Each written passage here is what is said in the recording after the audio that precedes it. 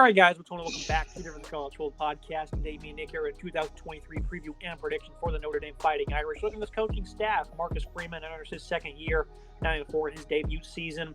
Jared Parker is going to take over as the offensive coordinator as Tommy Rees departs for Alabama. Second year on staff, he was the tight end coach last year. He was previously the offensive coordinator at West Virginia from 2020 to 21. And then Al Golden, second season as a defensive coordinator, one of those quiet additions that came back to college football. Will the Irish be able to sustain quality of play? And we'll talk about that a little bit later and elaborate on exactly what that means. Look at the offensive side of the ball. Sam Hartman comes over from Wake Forest, a player who's showcased good command of that Wake mesh-style offense. The accuracy and decision-making has certainly wavered at times. Takes way too many sacks. The footwork never really developed. It's kind of expected in that style of offense. The strong arm, he can throw outside the numbers. He doesn't exactly stretch vertically, but maybe with some improved mechanics can certainly get better in that area and rep it a little bit harder. 41 interceptions in 48 games. He arrived at Notre Dame with the impression that Tommy Rees would be his offensive play caller. I think they're going to stick to the same principles, 12 personnel, running football downhill. But Hartman did not have experience in that at all at Wake Forest. And now Parker, he takes over. A lot of moving parts here for Hartman, and then, of course, for the offensive coordinator, this quarterback who may not really fit this scheme, Nick. I agree. I think he might be a tough fit here. I think Hartman's a very good quarterback. We saw it at times at Wake Forest.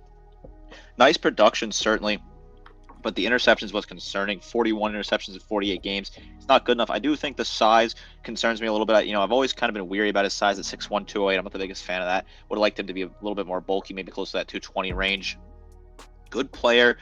I like what he can do through the air. The numbers, he does have a ton of yards at Wake, nearly 13,000 yards passing over his career, 110 touchdowns. It's just the interceptions, 41 interceptions in 48 games. We saw it against Clemson last year and some other teams in the past. He just gets confused and makes big mistakes, happy feet, turns the ball over when he really needs to be focused late in the game. Definitely could be a problem here for Notre Dame, I think. Out of the quarterbacks they grabbed in the portal, it doesn't make a whole lot of sense to me. I think they could have probably stuck with somebody else out of the portal. Honestly, they probably could have stuck with Drew Pine or Tyler Buckner at this point. I don't know if Hartman was the right move.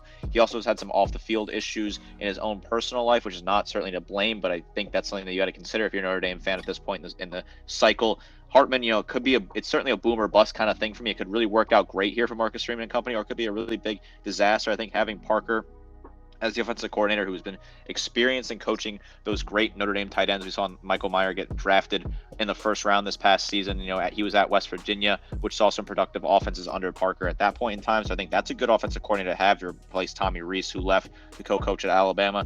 So I think this offense has potential. I think Hartman's a good quarterback. I just think it's, like I said, boom or bust, really. They only returned 2 of the top 6 pass catchers from a season ago. They're ranked 117th in FBS with only 4 passing plays to 40-plus yards. Now, they were 39th in 30-plus yard passing plays, but a deep, strong passing attack that can win vertically wasn't always evident. This team was great on third downs. 6th last year on third versus FBS winning teams, and 13th overall on third downs. So they certainly have some things they really excelled at. Running the football, 189 yards per contest. Ostick estimate, a quick, smooth athlete with good quick feet. He's a one-cut effective back. Good straight line speed with burst and lateral agility. 6 foot 227, certainly showcases some nice versatility in his running style. This is running back core that certainly has seen some departures. Logan Diggs, he transfers out to LSU. Chris Tyree makes a transfer over to wide receiver. Now, this is a unit that certainly has not been great over the past couple years. Lorenzo Styles transfers out to Ohio State. Tobias Merriweather, he only had 1 grab for a 41-yard touchdown this past season, but he did have a big spring, likely to become the top target in the passing game. Jaden Thomas, 6'3", 215, a strong physical pass catcher with some good crisp route running. So I do like the 1-2 punch here. It's not too bad. Chris Tyree, though, he's always been a solid pass catcher. His conversion, though, was quite concerning. Deion Colsey at 6'5", 211, caught 9 balls this past year. True freshman Rico Flores and Jaden Greathouse are starting to get on the field. Leading on 2 true freshmen and a converted running back, though, Nick, is not going to be the ideal approach here. This Irish receiving core, they're going to have plenty of guys step up if they plan on airing it out a lot more, which is certainly the expectation with Hartman at the helm. I'm looking at maybe 35 to 50 passing attempts per game with him under center. But do they have the personnel to fit that? That's certainly why it doesn't make a whole lot of sense that Hartman's here, because the personnel is just lacking. They're transferring Chris Tyree from a running back into a wide receiver. Now, Tyree has good hands, 24 catches last year, but I think his transition from running back to wide receiver just is going to be a tough transition for him to kind of pull off. Jaden Thomas and Merriweather are two good pieces. I think Thomas is a fantastic player, 361 yards receiving last year, the top returning wide receiver, 14 yards per catch, 3 scores for him. Merriweather, very good in limited appearances, only that 1 catch, but I think he's a good player to have. Looked good in the spring. Closey as well is a good player, 192 receiving yards, 21.3 yards per catch, 1 score for him. And then Esteem at running back is a good player, nearly 1,000 yards in the ground this past season, 6 yards per carry, 11 scores. He's gonna get the bulk of the load. Gonna have to carry a lot for the backfield here. This offense is very interesting. The depth is a concern though. There's really not a lot of depth here at all. One thing the Irish do have going for them is this offensive line. They get back 4 starters, including Joe Alt, who is the nation's top returning offensive lineman.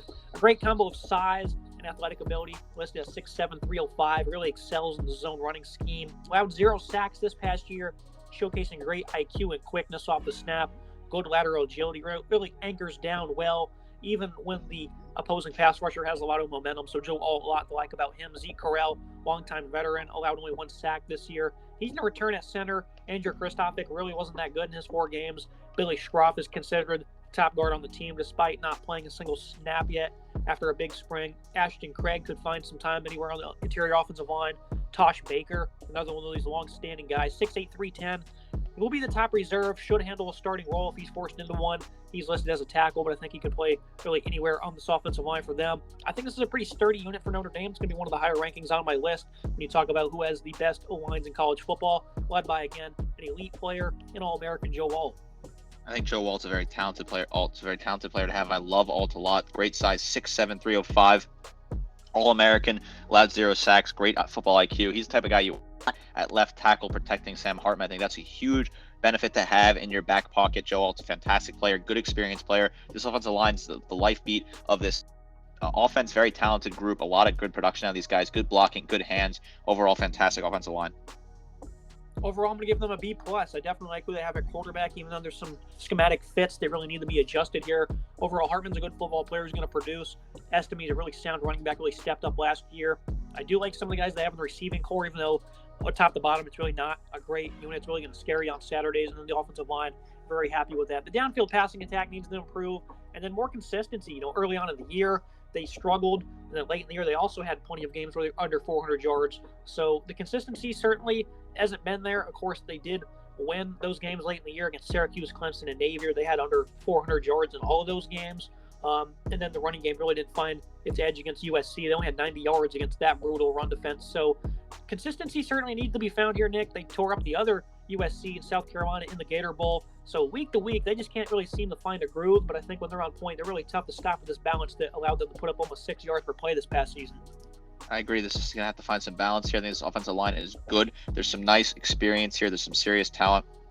Wide receiving core really worries me. I'm really concerned about the depth there. I think they really do need to figure out a way to get that depth increased overall. I think this is a good team that has some potential on offense. Sam Hartman could be a boom or bust sort of player here. I think the coaching is good as well. This offense, I think it's solid. It's not amazing. It's not bad either. I think it'll be kind of in the same sort of range where they're anywhere from 40 to 90th in the country. I think that's kind of right where they're going to be again. Yeah, I mean, we made a video, I think I did, I'm not sure, but regardless, we both looked at that, and analyzed Sam Hartman coming to Notre Dame, and that was with Tommy Rees as the play caller, so a lot of things are kind of being thrown out the window now, so we'll see what happens. Look at the Irish defense. They lost 5 players in the portal, added 3. They returned their top 4 tacklers. The run defense really shined versus some weaker opponents. They also allowed 200-plus yards 3 times. The Clemson game was sort of impressive. They had 8 of the team's 10 interceptions came across a 4-game stretch of Syracuse, Clemson, Navy, Boston College. Those are some pretty skewed numbers, playing awful offenses for most of the season. They were strong in week 1, though, versus Ohio State. That was also the first game of the season. 6 of those 10 interceptions came by corner Benjamin Morrison. So plenty to discuss here, Nick. I want to start with this defensive line. Nana Usafa Mesa was a solid run defender for them. He'll compete with Javonte Jean-Baptiste. Transfers in from Ohio State. Some good options in the middle. Howard Cross had a productive season. He was a good player all around. Jason Oni, Aiden Kianaya, only a few reps last year, but the latter is 6'3", 312. Veteran Riley Mills, 6'5", 296. He's going to move inside this year. Was a pretty reliable defensive end in 2022. Alexander Erferberger's retirement isn't ideal. He goes back to Germany. Plenty of depth to go around, though. Gabriel Rubio was a good rotational piece in 2022. Biggest problem here is Isaiah Foskey's production will need to be made up for. A lot of guys here, these names at first glance. They're not going to jump off the page if you're a casual, but for some of the closer Notre Dame fans, I think they're pretty happy with the rotation they have up front. There is some good rotation up here. There certainly is some talent. Howard Cross, I like him a lot. 34 total tackles, 3 tackles for loss, 2.5 sacks. Maris Leafau is a good player. 51 total tackles, 4.5 tackles for loss for him. He's a solid piece. Riley Mills, I like him a lot. 24 total tackles, 6 tackles for loss, 3.5 sacks for him. Good numbers, good production there in the backfield. Gabe Rubio, 17 total tackles, 4 tackles for loss. Ofaso Menso, good player as well. 14 total tackles for him. This is a good front seven in terms of on the defensive line. There's a lot of production here. I like these guys a lot. These guys got to step up though and replace Isaiah Fox, who leaves, who really was his incredible piece with his 13.5 tackles for loss and 10.5 sacks. They got to find a way to replace that production. Looking at the linebacking core, another one that has a lot of veterans. JT Bertrand's going to lead the way, has shown a strong knack for rotating the ball. Good short area playmaker, has good physicality in rushing, good at diagnosing the run. The Viper position will be held by Jordan Buffalo, was a good pass rusher, and they will turn into him in hopes of getting to the passer. Guys like Josh Burnham will provide some good depth. Not much experience behind JT Bertrand, but Nolan Ziegler can play both linebacker spots. Jack Kaiser was really good for them, a great tackler, effective pass rusher. He'll be on the field in nickel and dime sets, and Maris Leafau provided some good production also. Jalen Sneed could push him for the spot with some great athleticism. He's only 217 pounds, though. Overall, this linebacking core has a mix of some veterans, some young guys that can get involved. I think Marcus Freeman's pretty happy with what he has in the middle of his defense. JT Bertrand's a great player, top return tackler, 82 total tackles, 8.5 tackles for loss, 2 sacks, 3 pass breakups. Kaiser, good player as well, 58 total tackles, 5.5 for loss, 2.5 sacks. Berthrow as well, 11 tackles, 6.5 tackles for loss, 4.5 sacks. Extremely productive in terms of that in the backfield. Good unit here. I like this linebacking core a lot. Now you look at the secondary, it's going to be Marcus Freeman's bread and butter. Really helped with that exodus over there at Cincinnati, and he's looking to implement a lot of man coverage, a lot of toughness from his guys in the back end. Benjamin Morrison, again, this was a great player this past year in coverage, showcasing impressive ball skills with those 6 picks. Cam Hart wasn't all that great this past season as the other corner, but is a veteran. His absence in the spring allowed guys like Jaden McKee to get some good snaps, but he also wasn't that great in 2022. Thomas Harper comes over from Oklahoma State. The hope is that he'll be able to anchor down the slot cornerback spot, but he can play at safety if they need him to. DJ Brown had the 4th most tackles on the team last year. Raymond Henderson's going to battle him for a free safety spot, but once more, neither really shined last year. Xavier Watts was quite good in run support as a tackler. Depth at safety in terms of experience is significantly lacking. Rhode Island transfer Antonio Carter was pretty good at the FCS level. They are hoping that he can provide some sort of value here in the back end. I think overall this is a pretty solid secondary. They weren't tested all that much last year with how good this front 6/7 was, and they held up pretty well against some really high quality opponents, mainly due to I think the scheme that Marcus Freeman employs. I think the secondary is going to be just fine, but they really need to start see some of these guys really start to step up. Guys like Watts, Harper, Henderson, I think they're going to be all right, but in terms of depth, if some guys start to go down, they could be in some trouble. This is a good unit. I think the depth is a little weak, but I do think there are some seriously talented pieces here. DJ Brown, 48 total tackles this past season. Xavier Watts, 39, 2 tackles for loss and a sack. Benjamin Morrison, 6 picks. Very impressive number. 97 yards returning for him and a touchdown, 4 pass breakups. He had 33 total tackles. Cam Hart, 25 total tackles, 3 tackles for loss. Jaden McKee as well, good player in limited appearances, 9 total tackles, but he could look at step up this year. I think this is a good secondary. I like what they did against the pass.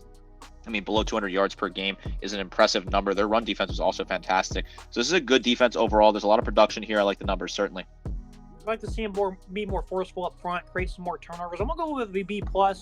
That might be a little too low, Nick, because when you look at these numbers, this is an interesting defense. They only allowed over 400 yards once. That was to USC in the season finale, who had the Heisman Trophy winner in Los Angeles. They played the offenses of Ohio State, North Carolina, Clemson, who's obviously nothing to write home about, but still one of the more talented units they'll face. And they didn't allow, again, 400 yards against either of those opponents. South Carolina, they held them in check on the ground, 287 passing, allowed a couple of big plays. For the most part, only 352 in that game, less than 5 yards per play for the Gamecocks in the bowl game. This defense, again, I really feel like they beat up on some awful offenses. BYU's another one of those really good offenses they held up against, only 284 in that one.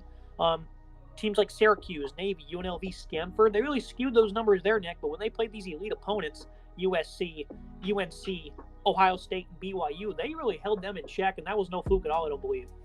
This is a very good secondary. They certainly have potential here to stop a lot of teams. Again, this year, like you said, they held a lot of teams in check early on last year. I think there's a lot of good players here. Ohio State struggled against them, which was certainly a shock. But this is a good secondary. There's a lot of good experience here. Guys like Xavier Watts, I expect to see a big guy than Benjamin Morrison as well. I like this unit a lot. The secondary is fantastic. I think, you could push an A- here potentially for this defense. Their production was pretty good last year, and they returned a lot of good starters. This is a good defense, certainly. Very interesting to see what Notre Dame can do this year as we move to the schedule preview and the prediction. The Irish offense, they made a big splash in the portal at quarterback, pairing up Sam Hartman with a tough physical ground game. The wide receiver depth and skill will certainly be tested. Something Wake Forest didn't have an issue with one bit. They were incredibly deep at their skill positions. Good offensive line, led by the nation's top tackle, Joe Alt. I feel like the defense certainly had some skewed numbers, but again, they did their job routinely throughout the year, held the Buckeyes in check. The Tar Heels, USC had a good day, but it wasn't all that crazy. The schedule is a good balance of strong and poor opponents, much like last year. This team can't afford to be shaky on offense like it was early last year. They beat up again on some bad opponents in 2022. Quite confusing considering how good they looked against ranked opponents. They lost to Ohio State by 11. They beat UNC. They hammered Clemson at home. USC, they only lost to 11 points to also, and they beat the Gamecocks in the bowl game, Nick.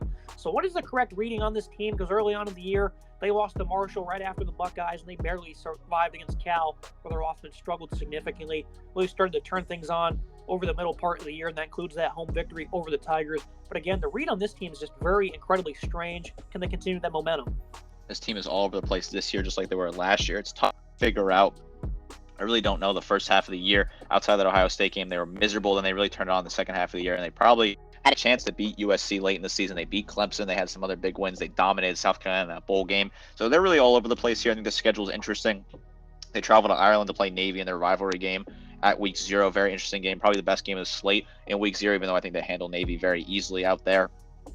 At NC State, very interesting game. They host Ohio State.